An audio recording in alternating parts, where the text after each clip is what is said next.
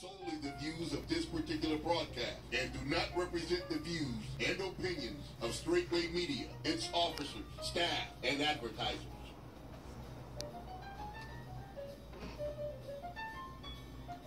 Whenever you're ready. Good afternoon, and welcome again to Porch Talk Radio. Today we have a couple of guests. Last week we had a guest, and because of nature, they didn't quite make it. But this week we have two guests in the studio. We're going to kind of talk a little bit about the vice presidential debate that happened last week, and a couple other things, and then we're going to have our guests speak to you about their candidacy. We have Jim Davison, who is running for City of Tampa City Council, and we have Eric Seidel, who is running for Clerk of the Court. All right. Now, again, we invite you to call in. Call-in number is 813-251-9867. I was disappointed at the debate because I'm one of those folks who actually listen to a debate, to listen to the issues, listen to the conversation. And back in my college days, I actually did some debating myself. So I know that there's an art to that particular game. There's rules. There's ways to maneuver in the process. And I'm just thinking to myself here, and I guess all the ones that's listening, that in a presidential debate and a vice presidential debate, that the rules of debating may have been bent, but these rules was broken, slaughtered, smashed into tiny pieces, because it was nothing resembling a real debate. I mean that's the part. I mean, they call it a debate. Maybe they should change the name, because from the one that the presidential debate and the one from the vice presidential debate, again, they need to change the name, because those were not debates. It is usually count and point and counterpoint, that you kind of look and one works off the other one. And the moderator in a real debate is usually absent. I mean, basically they sit there and they kind of point at people and they may give you a question, and then after that they sit back and listen. And if there's a violation of the rules, I'm just kind of bringing everybody up to point here. If there's a violation of the rule, it is up to the moderator to stop, admonish, or warn someone who is violating the rules and the regulations of it. And I think, and hopefully the networks hear this, have someone that control the mics of the other candidate when it's not their time to talk.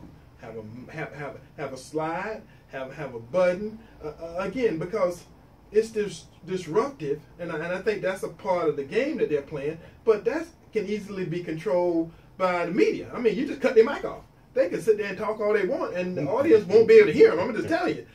So if they refuse to listen, I guess you warn them once, or you warn them twice. Then after that, you just slide the level down their mic, and then when it's their time to talk again, you slide it up. I mean, with technology, and it's not disrespectful, because the respect in the process is it's a debate, and you got a format, and you told these people weeks ahead of time. And I'm talking about both the presidential and the vice presidential debate. You told them weeks ahead of time what the rules are. And once you give them the rules, and I'm going to say this, and I mean it the way I say it, it's been proven at some point in time that both of the presidential candidates and both of the vice presidential candidates are willing to bend the rules to their favor. So again, that in advance that's going to happen.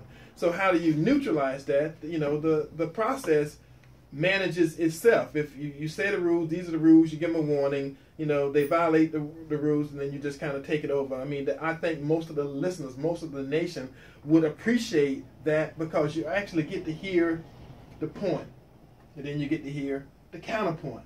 As opposed to at one point in time, and I'm not talking about the issues of debate, I'm talking about the debate itself and the process.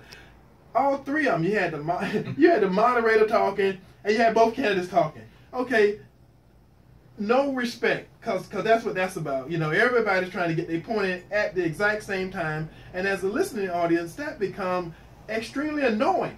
Because again, that's kind of like a kindergarten class, and all the kids are trying to talk at the same time. These supposed to be adults, not kids. So again, that's my point on the process. Hopefully, the next debate that's Sunday will be better. Even if the candidates aren't better, the process and the control of the process will be better. So again, if someone's not supposed to be talking, then again, we won't miss them talking to themselves because their mics will be off.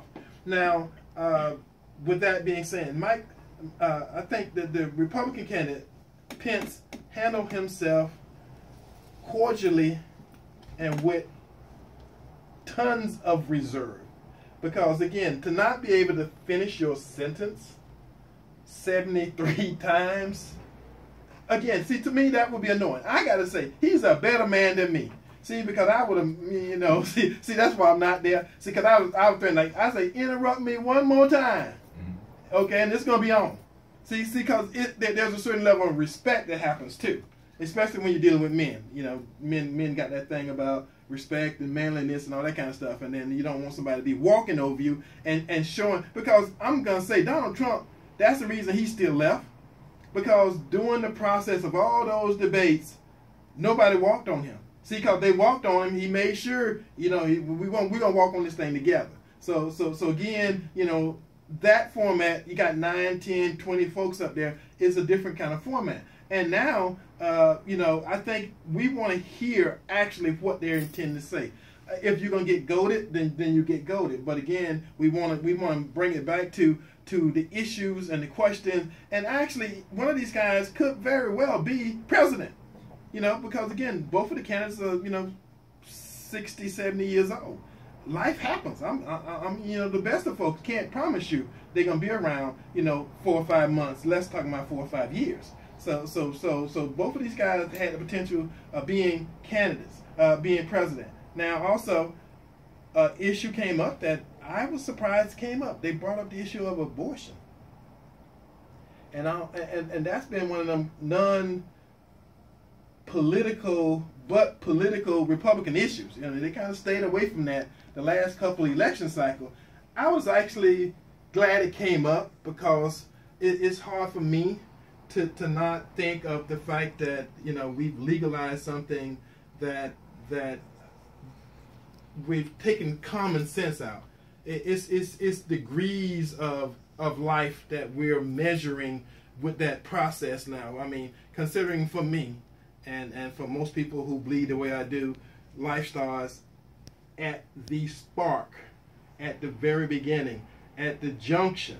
And from that point, that entity, whatever you call it, viable tissue mass, or baby, you know, whatever you call it, it's going to be a person. It's not going to be some other creature. It's not going to be a tomato.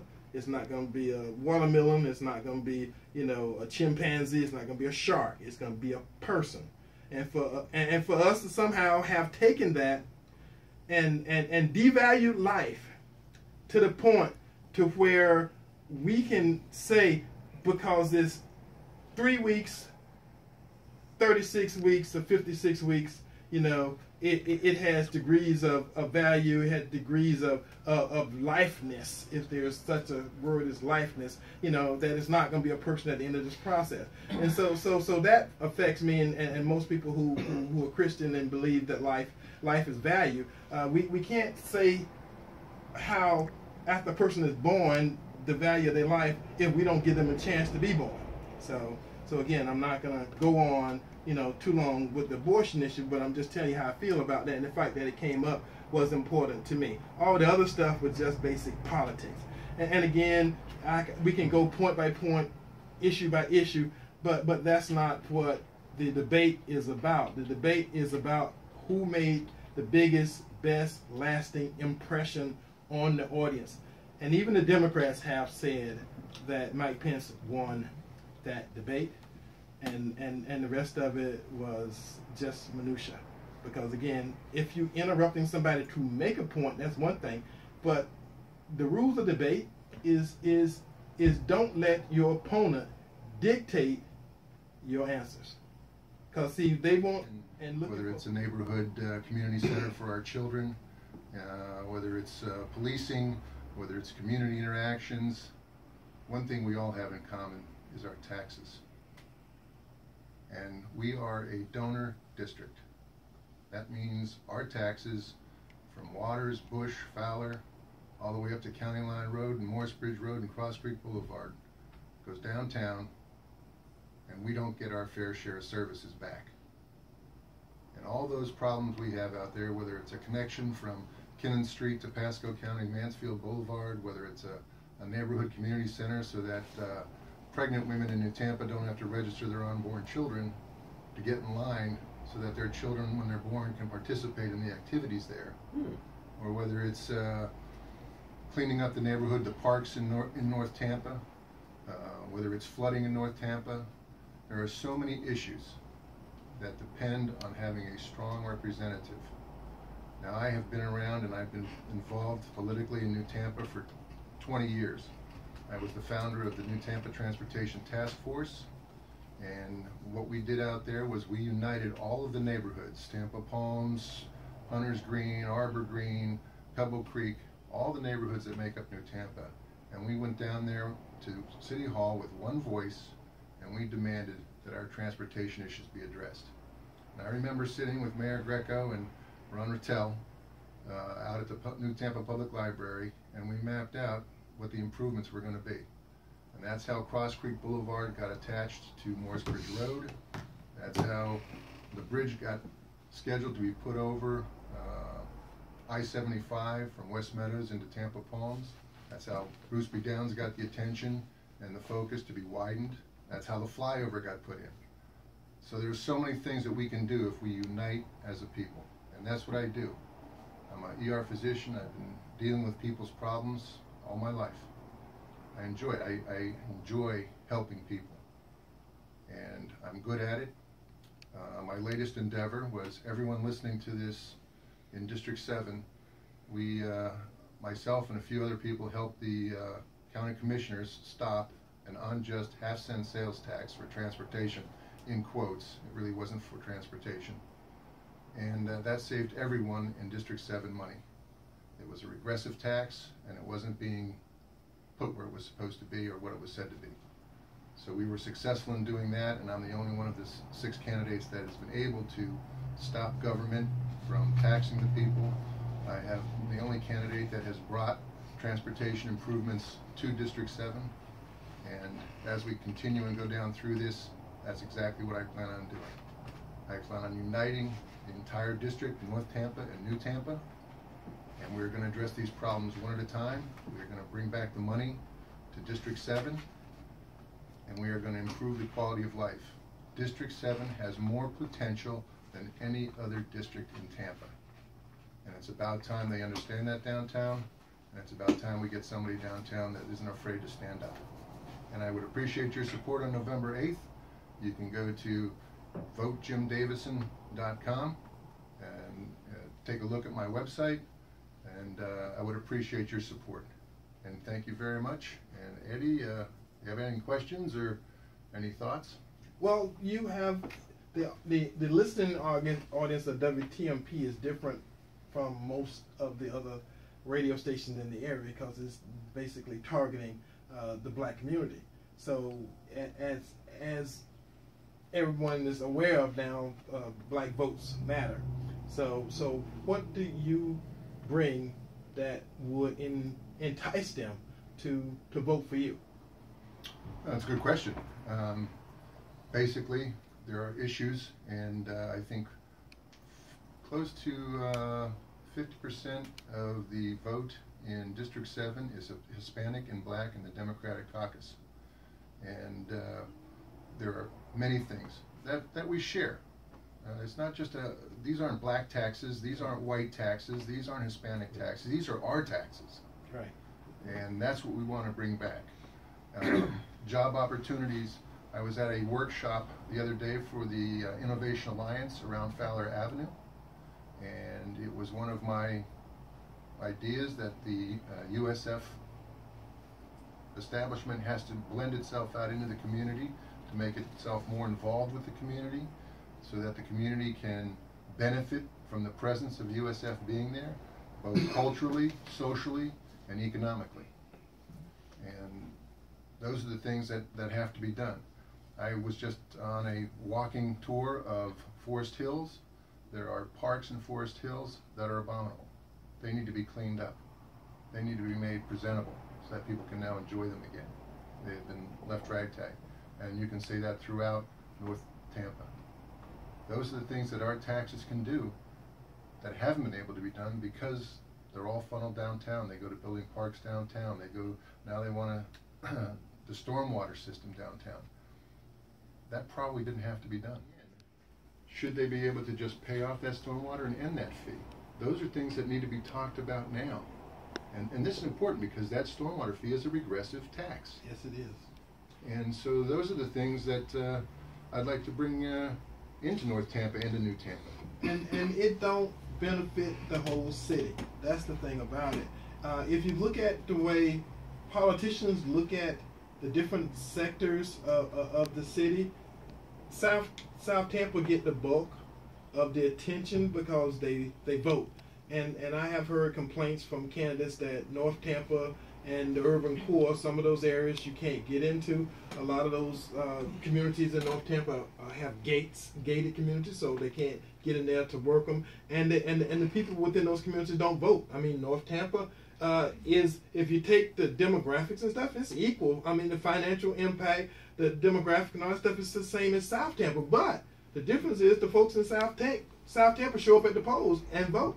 And the urban core has been blamed for not voting in North Tampa. I mean, you know, Eric is shaking his head because because we're out there pounding the pavement, all the candidates that are walking, the folks that are helping the candidates, the volunteers and stuff, and it's just some areas within the community we have learned that a lot of those folks don't vote, and Obama won't be on the ballot this time. So there need to be some stimulus, to get the urban core to show up and vote, and the folks in North Tampa to leave their gated communities. So I mean, as you look at this process, give us some information that you think can help improve the voter turnout, because I know as a candidate, you just walk in and you're doing your thing, but there's got to be some ideas once you get elected of how you improve the return on the dollar, because everybody's paying taxes.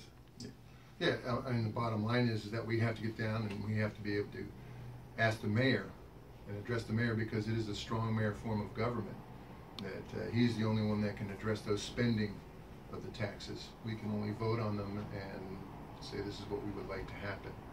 And lately the council hasn't been strong enough to change the mayor's minds. But I can tell you this, that when I was doing the civil activist in New Tampa, we had a thing called New Tampa Votes, precisely to address that idea that New Tampa was not a voter. We increased the voting, and we joined together, and we represented almost 25,000 people in one block before City Council on transportation issues. It became so important that the mayor of Tampa, Greco, moved out to New Tampa, into Tampa Palms, and stayed there for several years, and we got things done. That is what we have to do. I don't care who you send downtown. I don't care. Jesus himself may have trouble on this council without the backing of the people in the district. You have to go out and vote. Vote for yourself. There are too many people who have fought wars. There are too many people who have walked on marches for you not to get out to vote. That is the most important thing. That's your responsibility as an American. Do not tread it lightly. Right. Well, thank you very much, and I guess we'll leave with the closing remark. Some last words that you want to leave the people. Some last thought. How they can contact you, how they can help you. That kind of information. So you may get a couple of phone calls after the show. Someone saying, "Yeah, I heard what you say, and we want to help." So make sure they get that information. Well, thanks again, Eddie and Gabriel, WTMP. Again, that's Vote Jim Davison, DAVISON, at gmail.com if you want to email me. My website is votejimdavison.com. And I'm open to any questions you would have, If you want to help or support, there's a support button there. If you want a yard sign, that's on the website. You can just put in your address and we'll deliver the yard sign. Again, these are not white. There are issues. Black Lives Matters, and there are other issues that we deal with. But there is more things that unite us than divide us. And if we do not get united and we allow them to divide us, District 7 is never going to get what it deserves. And it, like I said, it has more potential than any other district in the city. And the people out there, if they will just get up, get off the couch, get out and vote, that we can actually get this done. I am the only candidate that has stood in front. All the other candidates, while we were talking about this half-cent sales tax and TBX, had an opportunity to stand before the MPO and the county commission. Some of them were actually in the room when these were being discussed at public hearings and never stood before the commission or the MPO and put in their 2 cents. I was able to stop the sales tax and save you all money. And that's what I plan on doing as your city councilman. Thank you very much. I think the city deserves Jim Davidson. 9867. Next up, we have my good friend, Eric Seidel. Eric's been around a while. I remember when Eric was on TV, and you see Eric helping people. See, that's the thing about it. When you see people in their normal workaday life, and what they're doing is helping people, you know, those are special people, and you never forget them. So years and years and years later, you kind of say, oh, yeah, I remember that guy because I saw him on TV, and every time I saw him, he was helping people. So he is still in the helping people business, and Eric's going to introduce himself, tell you who he is, and what he's running for, and hopefully he can get you to vote for him. Eric. Yes, thank you, Eddie and Gabriel. Many of the listeners out here may remember me. I was the consumer lawyer on Fox 13 for almost 20 years, from 1991 through 2010. And what I did, you're right, Eddie, I mean, I took calls, I took emails. This was before emails, so I was taking calls and I was taking letters. And some of those letters were hard to read because people's problems, I mean, I just had no idea. It was an eye-opener when I started the job in 1991. To just the problems in people's lives and how they've built up, and sometimes how they let one problem build up after another until it was just catastrophic. So it took a while to unwind all that. I mean, it will start with something small like a bill being owed, and then it ends up with, like, you know, my husband passed away and now they're foreclosing on the house and the car, I can't drive it. It just would get crazier and crazier until you realize these people were on the verge of giving up. So the important thing is to really handle things as they happen. And I tried to express that to people, and then of course I would come in after the fact and try to rectify the whole situation. Well, I did that for 20 years, and I was always an attorney, so I was able to bring that legal expertise to it, if you will. And my title was the consumer lawyer, so people remember me as consumer lawyer Eric Seidel on Fox 13, and my name almost became like a household word. They said, I'm going to call Eric Seidel, right? Yeah. That kind of thing, and it's great. And then as the internet came along, I started to lean more and more onto my legal practice, and I've done that for the last 5 years. And you'll notice more people are leaving television. All my old colleagues, John Wilson and Denise White and everybody are gone, and they're all either retired or they moved on. And you see that it's time for the young kids. They're hiring lower priced talent, and you know, I mean, just saying. No, not on the radio. I'm not talking about radio. But television, if you notice, if you watch TV, I mean, it's not what it used to be, and it's not anybody's fault. It is technology. TV is where radio was when TV came along. We have the internet now, and we're leaving TV behind, and whatever it can provide is good. But local news, I mean, young folks these days all go online onto their iPhones, better yet, or onto their smartphones, and look for the weather or the sports or the news, and that's and that's only technology. But anyway, that's my history. So now I was in doing my own private practice, and then now with McIntyre Law Firm for the last 5 years. And I was looking to give back, do some more public service, give back to the community, and I started to hear a lot of issues that were circulating around the clerk of court. And that's how I came to be a candidate for Hillsborough Clerk of Court. So I am the only candidate. I'm actually running as the Republican because we have a Democratic candidate who's been there for several terms. And there are several issues. I started to hear about my fellow lawyers having some issues with filing and judges with receiving the court files in time for trials to start even. Just to explain what the clerk of the court does, and I think maybe that would be the best thing to do, because a little civics lesson. There are 5 constitutional officers in most counties here in Florida. You have your sheriff, the clerk of court, which I'm running for, tax collector, property appraiser, and a supervisor of elections. These are the 5 what they call constitutional officers, and they are partisan races. So you will see a Republican sheriff or a Democratic supervisor of election like we have. It's almost split down the lines. We have a Republican, like I said, a tax collector, but we at the same time we have a Democratic property appraiser, and those people have to work together to make sure your property is appraised properly, and then you get the right tax bill at the end of the year. So once you become a constitutional officer, in my opinion, and I think in almost any right-thinking person's opinion, there's no room for politics at that point. You cannot say, if you're the sheriff, I'm going to arrest Democrats because I'm a Republican. You know, it just does not work. Right. So Right. yeah, so you've got to be objective at that point. And obviously, I am consider myself very, very objective in this situation. I am, however, an attorney, so I understand all the documents that get filed at the clerk's office. And I don't think we've had an attorney clerk in many, many decades. I've gone back all the way in my mind and in other people's minds, and we cannot find an attorney who was clerk. And in my thoughts, that really is important, because you need to know what's being filed there. It's all the lawsuits, it's everything legal for the county, people's title, people's birth certificates, any appeals, any judgments, any liens, all of that gets filed at the clerk's office. The clerk also keeps all those records, provides them when needed. You have to keep them safely. The clerk is where you will go to get a marriage license, a passport. It's also the CFO for the entire county. Now, in saying that, a lot of people go, oh, so you make the budget. No, what the CFO does is the county commission decides what to spend money on, and then the clerk of the court, as the CFO, writes the check.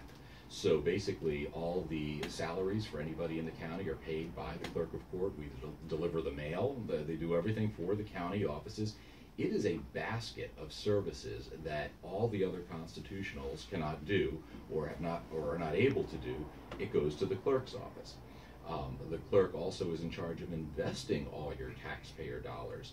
So we have a huge multi-billion-dollar income in taxes, and I think it's very important that we play very safe with that money. You don't want to be going after, and this is all the experience I have as the consumer lawyer, you don't want to be chasing after some great interest rate, hoping that you're going to help the people in the county with this great interest rate. Then, God forbid, something happens and your money isn't accessible, or the investment tanks. So I think it's very important that we keep money in reserve to help people. If there's a disaster, a natural disaster like a hurricane like we almost had hitting this county, and we all know how FEMA is late on those funds very often, Oh, yeah. we may need the money to help unfortunate folks in our community, services, rescue, all of those things. We should have some liquidity in that process. So in my view, we want some liquidity first. We do not want to ever sacrifice our capital, our balance, or play any type of games with that. And then third, we can look at interest rates. So I'm a very, very much of a conservative with your taxpayer dollars, but I think it's really just a smart plan, and it's something that I've always advised on TV. Especially as you get older, you don't want to take risks. When you're younger and you have plenty of money and you got a good income, well, maybe you want to take a few chances with getting a high interest rate. But to play a conservative when you're dealing with other people's money, and certainly with something as important as your tax dollars. The clerk's office, very interestingly, is not supported by tax dollars. It's supported by all the fees that people pay. So yeah, and there's plenty of fees.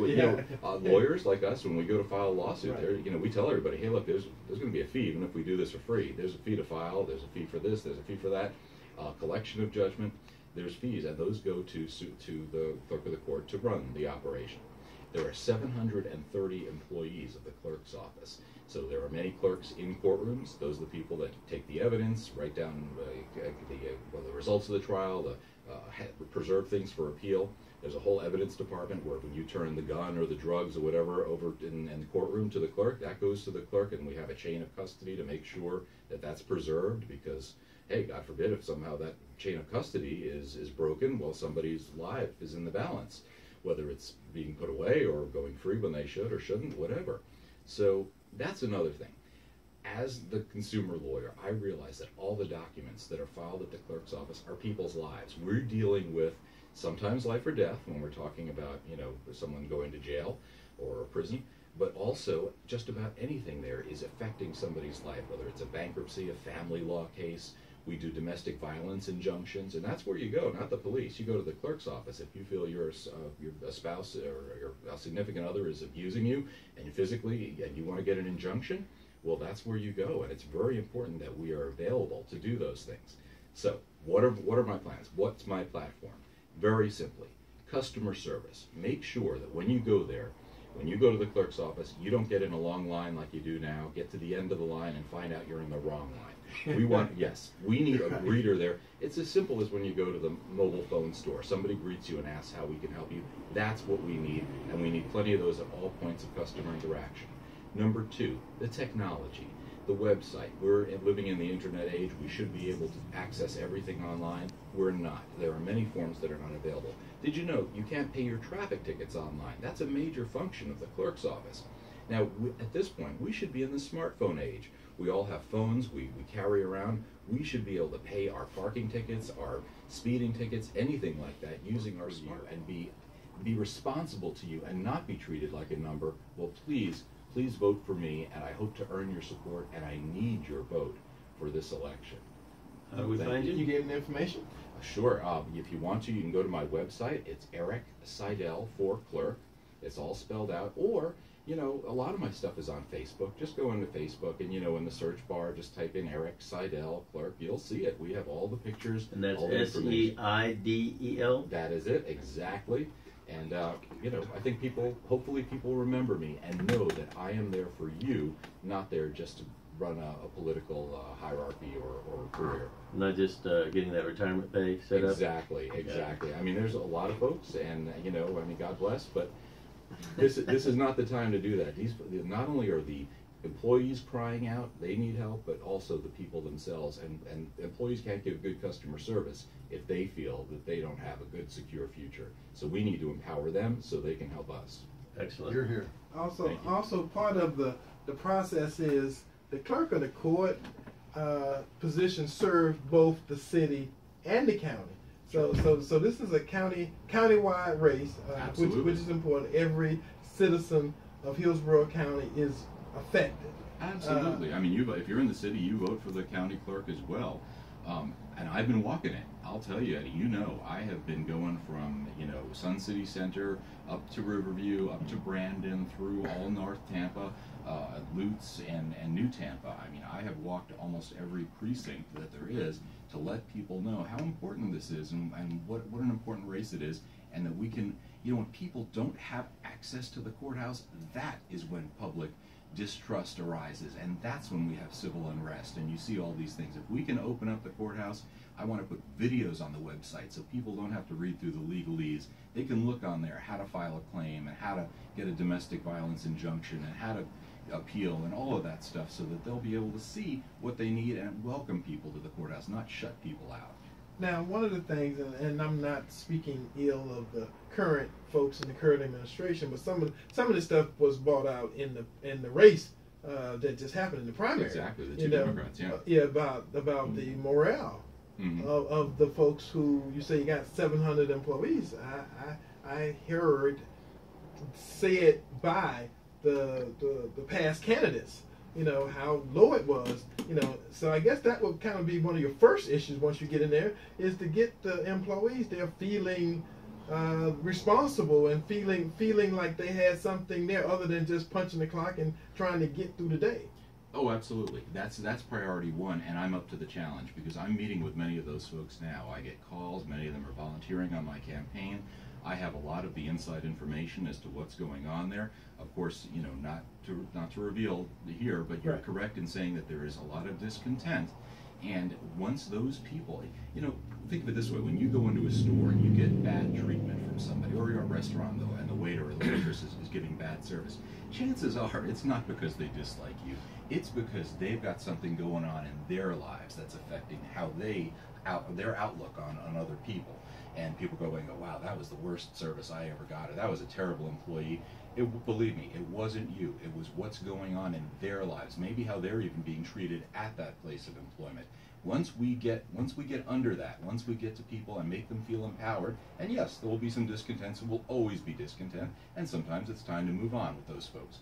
But if you can find out who really wants to help and let them know that you're here to support them, that as the boss, you're there every day, rolling up your sleeves, ready to help, and work as hard as they are, you will be surprised how morale improves. If somebody doesn't feel they're always on the verge of being fired or scared for their job, again, they're ready to give good customer service, their morale improves. And then you establish a culture, just like you do on a football team. Right. A new coach comes in, you change that culture. Now it's not civil service. Now it's something like, well, how can I go above and beyond and show not only my manager, but my boss and these people and everyone here in Hillsborough that we care about them. And, you know, that's happening. In the tax collector's office, I see Doug Belden has done remarkable work there.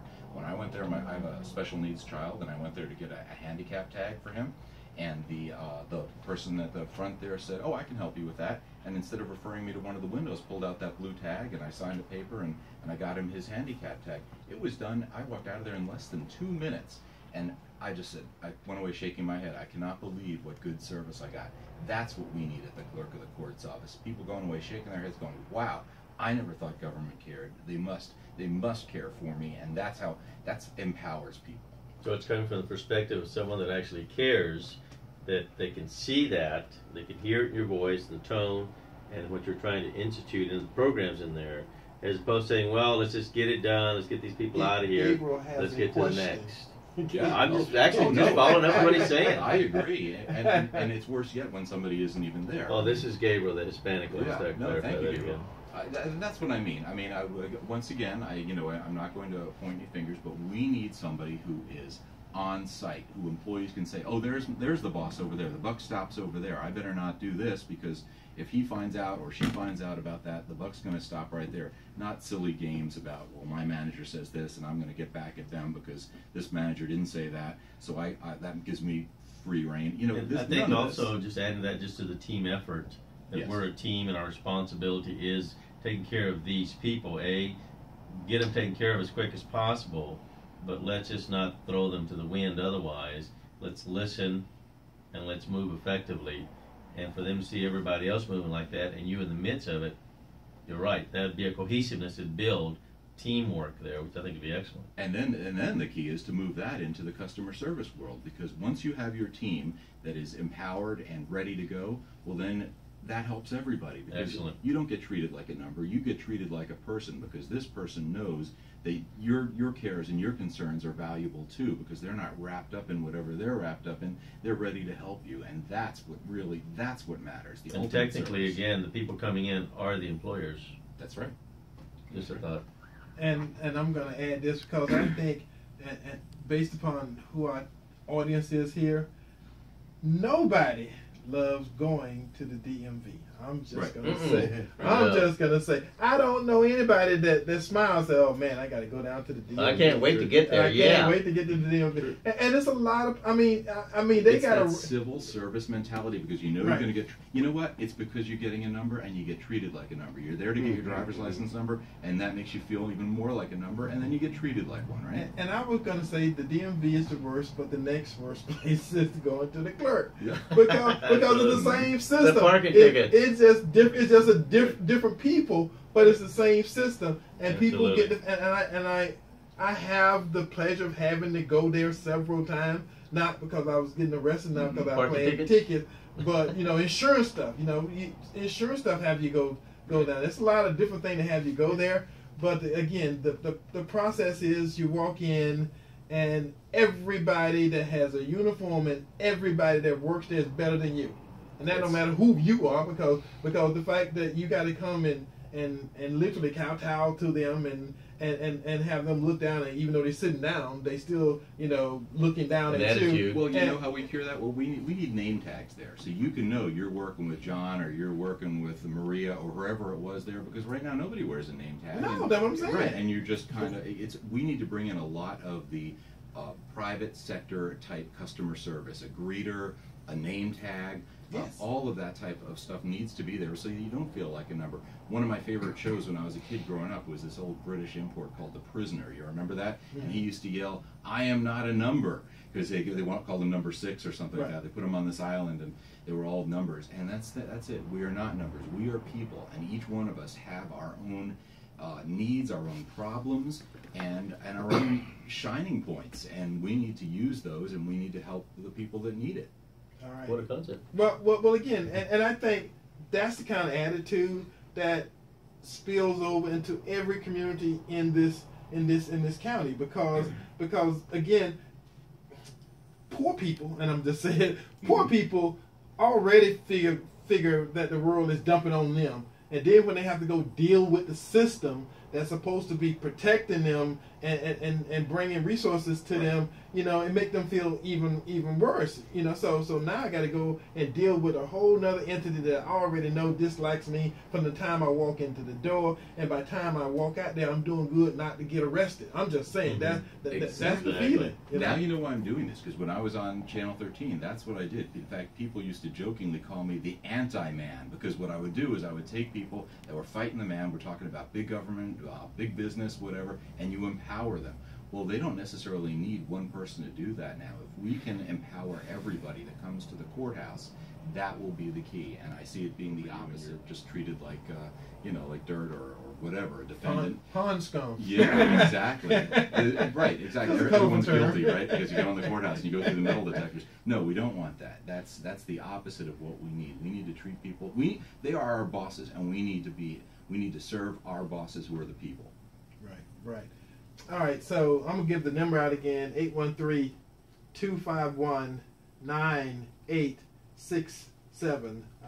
We're doing Porch Talk Radio here, and we got a couple of candidates in the studio having a conversation about how they're going to improve your lives, because once they get elected, these are the kind of candidates that actually affect you. See, I know people get all caught up in the voting for presidents and vice presidents and those things. Those people are 1,200 miles away at the end of the day. And I'm going to tell you about me personally. No president has ever made a payment on my house. Right. I'm just gonna throw it out there. Right. Bought some food, stuck it on my table. Right. Changed the condition. Because I've not been a government employee, so I've not worked for the government. So, but I'm gonna tell you something. The property appraiser, clerk of the court, the sheriff, all these local folks, they show up, knock on your door. You got to do something. You see what I'm saying? Mm-hmm. If you get a writ, or you got to show up for court. If you go do, these people you interact with every day, whether you choose to or not. Sometimes you get chosen. So again, at the end of the day, you still got to go to and interact with the people. So you might as well interact with somebody or someone you think because Eric just told you what kind of person he is, and that's a different kind of person than we're used to dealing with. Because again, there's this model of what a good government employee looks like. Right. You see what I'm saying? That civil service, with the little suit, everybody dressed the same. Time to change the model. Again, that's what we're talking about here. And Eric is the one candidate in this race that will do this. And I'm saying this as a community. Those folks who know me personally. I'm telling you, I know Eric personally. I know him before he started running this race. I knew him. Have been involved with him. Know he has been involved with the community, and I mean the black community, in a lot of different ways. And again, there's some folks who just kind of show up during election time.